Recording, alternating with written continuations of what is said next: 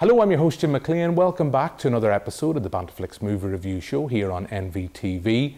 Joining me in the studio this evening is Darren Vincent. Hello. And Margaret McGoldrick. Hi. Hello to you both. We have a packed show this evening, so let's see what we've lined up tonight. I'll be chatting with Rose Baker about this year's Belfast Film Festival, and we'll have a look through the programme here in the studio. We'll review The Miracle Club, which is out in cinemas now. And we'll carry on our spooky season showcase as we wrap up by looking at David Robert Mitchell's It Follows. So that's what we'll be talking about in this week's show.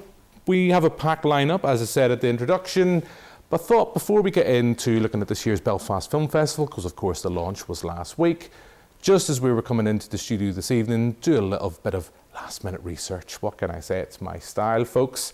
And I see that due to the ongoing actors' strike that is still active as we record here this evening, that there might be a delay in Deadpool 3's release. It's going to be released next year. Sean Levy's directing. He's now kind of said, because of the actors' strike and because there's still work needs to be done, the writers might be back to work, but actors, they need the actors in front of the camera. That doesn't look like it's going to be happening anytime soon.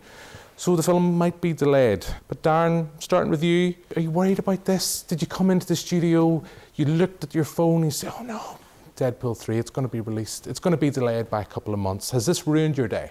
Well, like you, Jim, I'm also grumbling as well with, I just like to take a breath and go, look, where are we with this sort of cinematic universe and this release schedule? I'm finding myself getting very sort of fatigued by the whole keeping up with all the releases and where everybody's meant to be, and especially because Deadpool 3 has been so delayed, I thought that they would have extra time to sort of work on it and get it right and have a really nailed on script, and that to me indicates that yes, they are going to take a little bit more time and get it right, and they don't want to rush into things, or are they just going to move ahead with something else and quickly change it? Because when you look at the first two Deadpool films, there's a lot of sort of jokes and everything that's a bit relevant to that time period, and they want to sort of get it right and go, maybe they could update things too. So I'm interested to see when it gets released and what state it's going to be out in, but I'm still looking forward to it.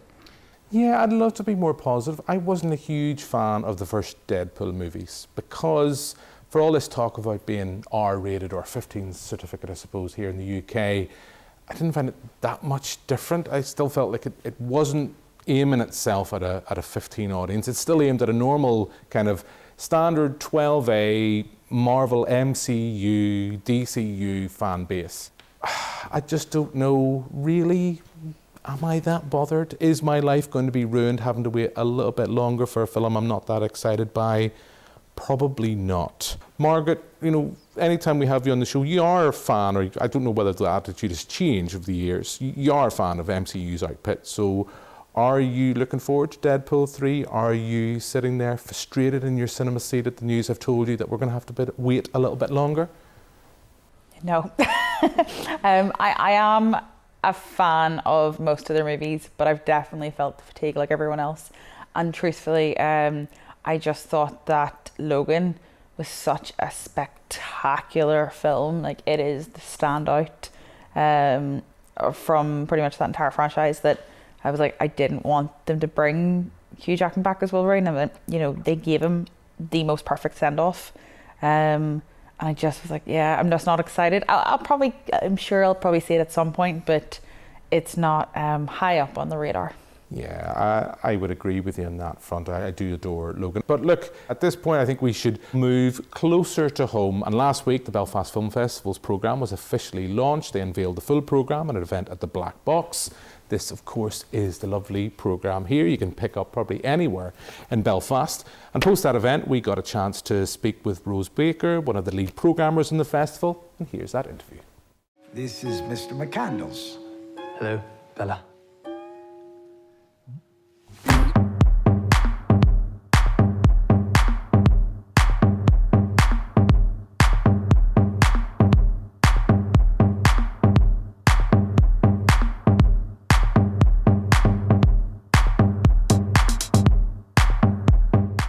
that's a look at the trailer for the Belfast Film Festival, which is returning to the city from the 2nd of November. And I'm delighted to say now that I'm joined by Rose Baker from the festival.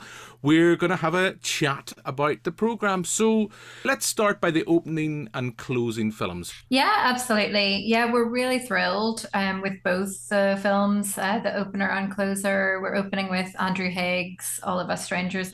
There's a lot of buzz around the film, and the two leads are obviously great Irish actors, Andrew Scott and Paul Mescal. So we're really thrilled that such an amazing sort of quality film with such Oscars buzz is like opening our festival. So yeah, we're really pleased about that. The Poor Thing, so that's by Yorgos Lanthimos. Like, people will probably know him from The Lobster and Killing of a Sacred Deer, different films that he's has made, and his work is, you know, it's very he's a real auteur. Like, there's a real feel to his films. They have like surreal elements. They're quite sort of, I mean, I hate the word quirky, but I suppose, you know, you can sort of use it in this context. And there's no other way, Rose. Yeah. There's no other way. And he gets fantastic performances out of his actors. So yeah, it's another fantastic film. It's a real sort of fantasy, and yeah, it's really exciting to have it in the programme. Tell us a little bit about what we can expect throughout the festival. I mean, we're really excited about John Sayles and Maggie Rancy, who are going to be our big guests this year. They're coming to be awarded with the Rialta Award, which is an award we give out not even every year, but to very special filmmakers for basically their wonderful careers and their contribution to the craft of cinema.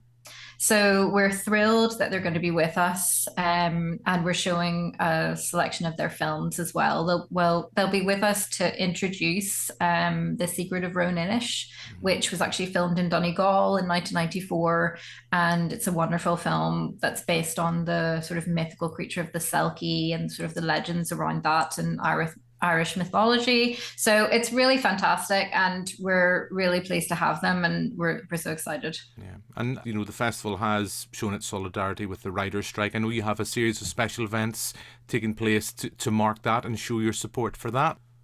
Totally, yeah. So obviously, like festivals, I mean, if you've been following the news at all about, you know, the strikes that have been happening this year, you'll notice that lots of festivals have been affected by both the strikes basically, but I think in particular the actors' strike, because it has stopped a lot of actors obviously promoting their films and going to these sort of marquee events. So, you know, we really felt like, you know, why would we sort of see this as an obstacle? And we just decided to sort of take it on board and have it lead us in terms of like creative inspiration. So we've basically looked at the writer's strike. My colleague, Jessica Kiang, who is a variety critic, she obviously, you know, we both see it as extremely important.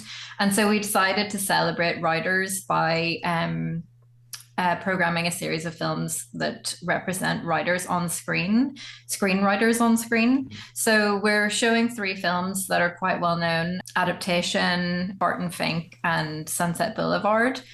3 fantastic films, classics really, of Hollywood that showcase Hollywood writers. So yeah, I mean, you know, we don't, obviously, like it does affect us. There aren't as many actors coming to the festival this year, but we've also just decided to embrace it and run with it, and really sort of celebrate it and support the strikes.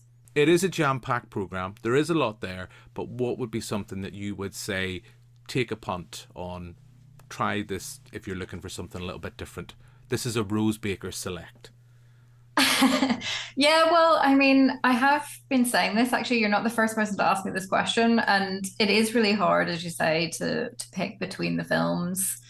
But there is a film that I saw. When I saw it, I just fell in love with it, and it's called Vera, and it's an Italian film, and it's almost like a documentary. It's about a real person, and she plays herself. Her name is Vera Gemma, and her father was Giuliano Gemma, the Italian sort of cinematic icon who was part of the sort of spaghetti Western, Italian Western sort of era. And he was most known for his appearances in Westerns. And anyway, he's this megastar in Italy, and she's his daughter. And it's a film about her and about what it's like to have a really famous father and all the sort of preconceptions people have of you and how she negotiates her life. And it's also about class. It's about Rome. It's about art. She talks a lot about the philosophy of all these things, and it's a really, really beautiful film, and I really hope as many people as possible see it. Fantastic. We will definitely check that out. Rose, it has been an absolute pleasure as always. I'm sure our paths shall cross throughout the festival, but for now, thank you very much, and I look forward to the festival's opening on the 2nd of November. Thank you.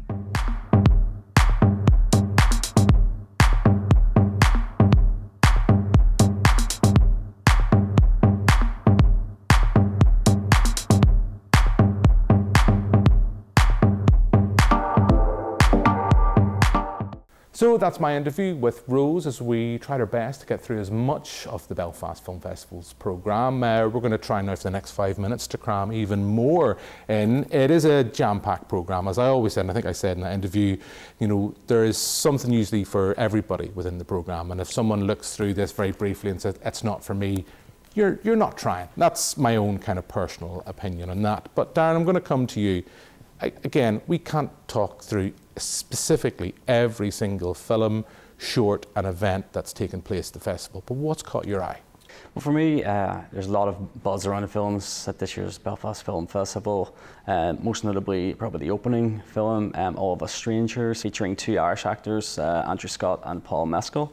A lot of buzz around that online, so I'm very keen to check that one out. And then also Anatomy of a Fall has a lot of buzz. It's won the Palme d'Or, and it has that sort of true crime horror story that I'm very interested in. And other than that, there's the shorts and all sorts of networking and all the other events around it, so definitely worth checking out. A couple of films have caught my attention. One that opened the International Edinburgh Film Festival this year was Silent Roar, which does have some local talent involved in front of and behind the camera.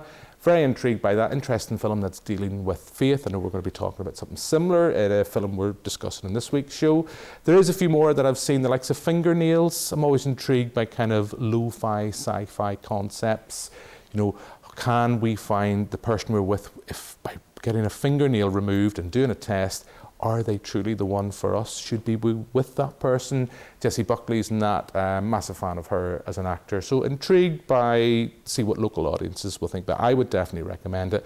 Eileen was a film I seen at the London Film Festival earlier this month.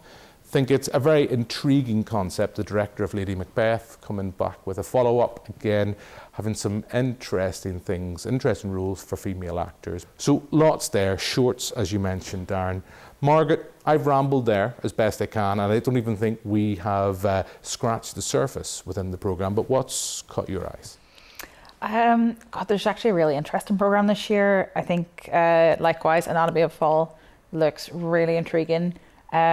Very excited for Fingernails. I watched the trailer and instantly knew I wanted to see that. As you say, that lo-fi sci-fi, it's like quirky twist on a rom-com, it feels like. And Jessie Buckley is a brilliant actor, and it's got quite a packed out cast actually.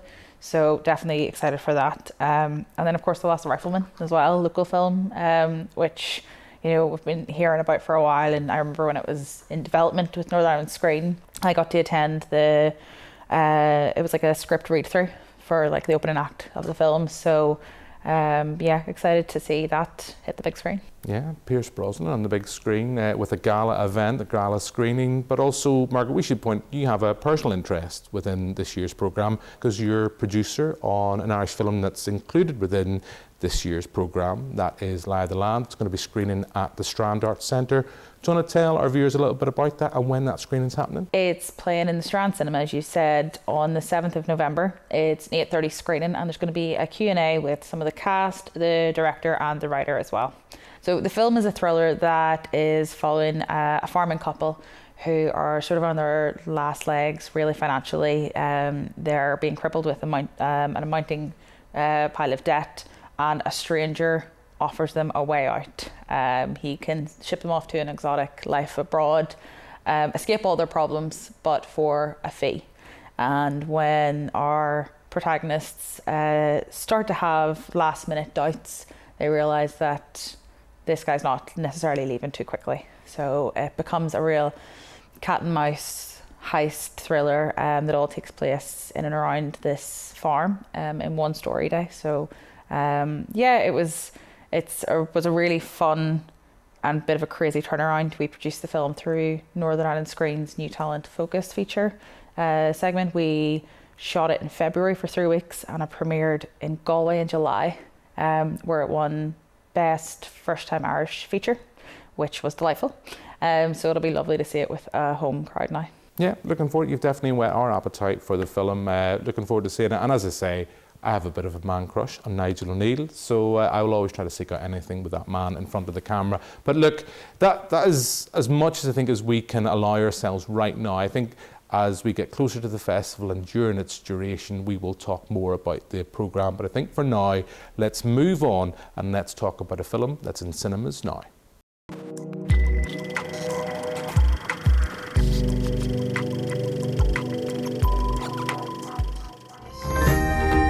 Congratulations, you're coming to Lourdes.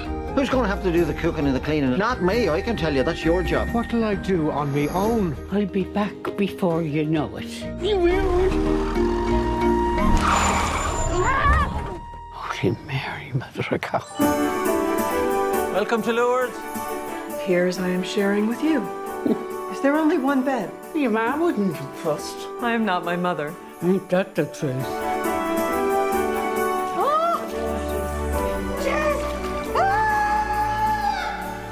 We're ready. I'm not. So that's a look at the Miracle Club. It's out in cinemas now. Thaddeus O'Sullivan is the director here. 1960s Dublin. We have a group of women going off to Lourdes looking for various miracles. And Darren, I'm going to come to you first. So the key question is, was it worth it? Did you enjoy this movie? Well, I have to say I'm probably the first person to phone my local cinema and ask them when's the next showing of the Miracle Club. They were probably like, what, are you sure? So I had to go see it. I stepped in, and first I want to say that the film is clearly not aimed at me. I am not the target audience for this type of film, but it's a very sort of quaint, sisterly, sort of tight-knit communal film. And I got a real sort of sense of sort of just a bit of like, not so much loveliness, but a sort of togetherness at the beginning. But what I got from it was, I knew there was tension coming, and that sort of came in the form of Laura Linney's character returning back from America, and you start to see the wounds opening as they go off on their sort of pilgrimage to Lourdes, where they're seeking this miracle. But I found the film was sort of overly sentimental, and a lot of the humour was forced, and that sort of took you away from it. And it probably could have been an hour and 10 minutes. The hour and 30 minutes even felt a bit long. It was badly paced. And for all the sort of niceness and sort of loveliness at the start, I didn't feel resolved at the end of the film. I didn't feel like I learnt much from it.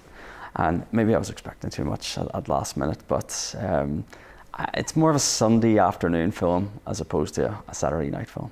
Yeah, I mean, maybe you were expecting a miracle, no pun intended. I have to say, I enjoyed this. I mean, I do admit I think the film is a little bit tweed, but I would give it a bare minimum of 3 stars, primarily for the 3 central actors, Laura Linney, Maggie Smith, who's fab in this, but then when is Maggie Smith not fab in anything?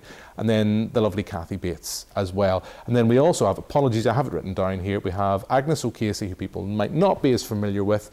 She is the 4th member of this ensemble that goes off to Lourdes, each with their own individual reason for wanting to seek a miracle. And it asks that question, you know, what is a miracle? What can be for one person to another? As someone who sits here this evening in the NvTv studio, who would probably call myself agnostic, it's my get out of jail card, I know, but I found it a pleasant watch. Saying that, I don't disagree with anything you say. I think it's held together by not big performances, but performances by big actors who know what the material is that they're working with, yet it does at times feel like a big budget version of something like Call the Midwife. Would I necessarily recommend people go out to see this in the cinema? I don't know, but I watched it, I suggested it to my mum. She went to watch it with a couple of friends and she thoroughly enjoyed it. So clearly there will be a market for these type of films. That, you know, it can't all be superhero stuff at the cinema. Margaret, where are you going to weigh in? I liked it a lot more than I was expecting to. I don't think, I don't know if I'm necessarily the target audience either. I don't know if the trailer necessarily sold the warmth at times that I thought was there. I thought that they did look at women's issues, the woman's place in the home, challenging their husbands and how they do it, you know, in the 60s, as well as reproductive rights and also the judgment of like small town villages. I thought they did that well. There wasn't heaps of depth, but it's also going to get to a point though, if you go too hard on it, you're shoehorning it in, and then you're missing the overall story, which is these women for different reasons looking for a miracle. And for me, they didn't find it in the way they were expecting, but for the most part, there was satisfying endings, you know, for each one of their stories. It just came in more subtle versions than what they're hoping for. So I think there's absolutely an audience for it. I'd watch it again, put it that way. This is a movie I know I would watch again. I text my mom, likewise. I was like, I think you'll like this, but I have a much younger sister. I think she'd like it too. You know, it was not a hard watch by any means, and I think the performances are really strong. I think largely for me, like you, Margaret, I would recommend this. I think it's one of those films, it might find its audience at home, maybe on a streamer, maybe being watched on television as I think we've all alluded to there, like a wet Sunday afternoon. It's a film that you can easily put on. Yes, there's some more hard-hitting subject matter it's dealing with, like women's reproductive rights. It is dealing with those things, but it's doing it in an accessible way that, bar very little bit of effing and jeffing, as I think I've used earlier in the show, and I'll carry on with that phrase. I think it's a film that the whole family can kind of sit around and enjoy, and no one will be offended. But look, I think we're going to move on to something completely different. As we say, we are in the middle of October. We are continuing our spectacular showcase as we look back at horror movies, old and new. This week, we're going to be talking about It Follows. And before we get a chance to hear your thoughts on the film, particularly interested in what you think, Darren, let's have a look at the trailer. Is something wrong with me? If it kills her, it goes straight down the line to whoever started it.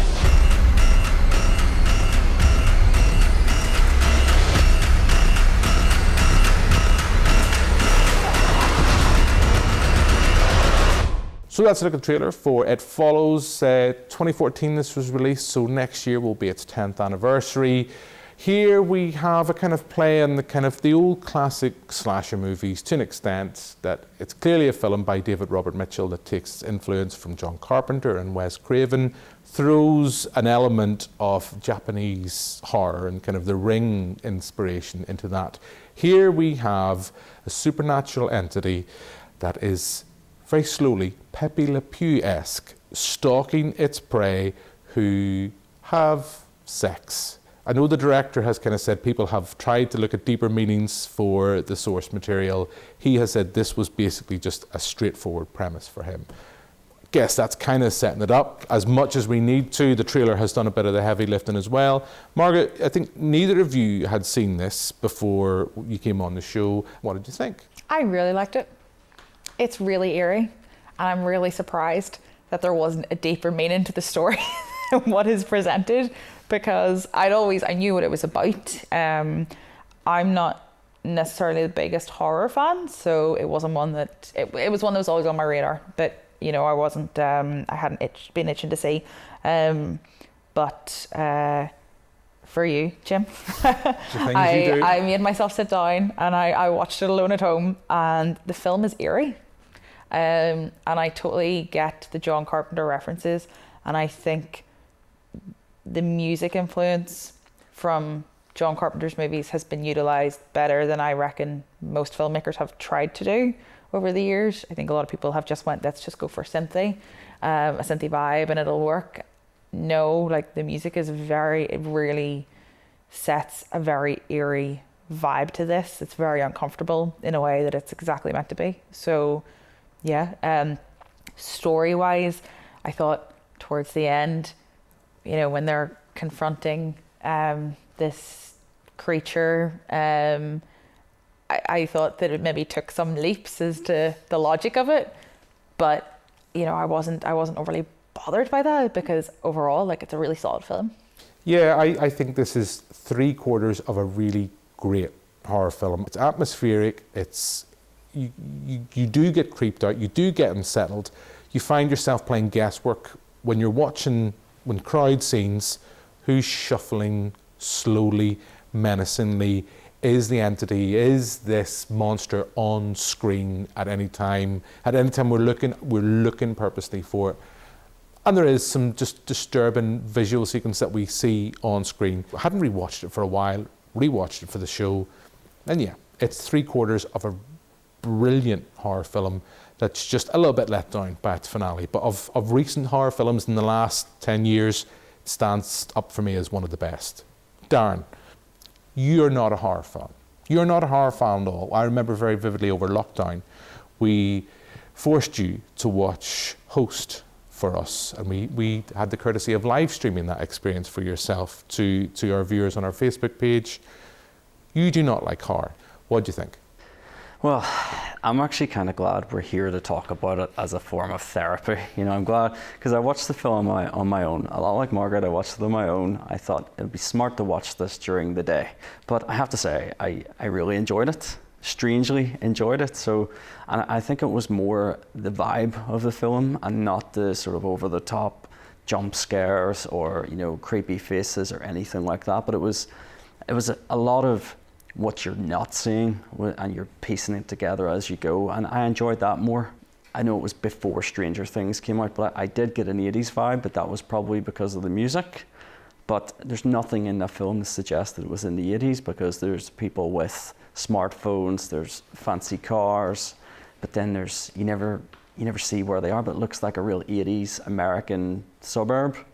And then the whole sort of essence of like decay and society falling down around this suburb there's a scene at the end where one of the main characters drives through like a trailer park in a bid to try and get rid of the entity, and you sort of see there's a lot more to this. There's a lot more levels that they could have delved in on, but getting absorbed in that set me up for two of the biggest probably jump scares of my life. I was standing up in my living room at one point and it came out of nowhere. So I'm glad I watched it, but I'm also glad we didn't live stream it.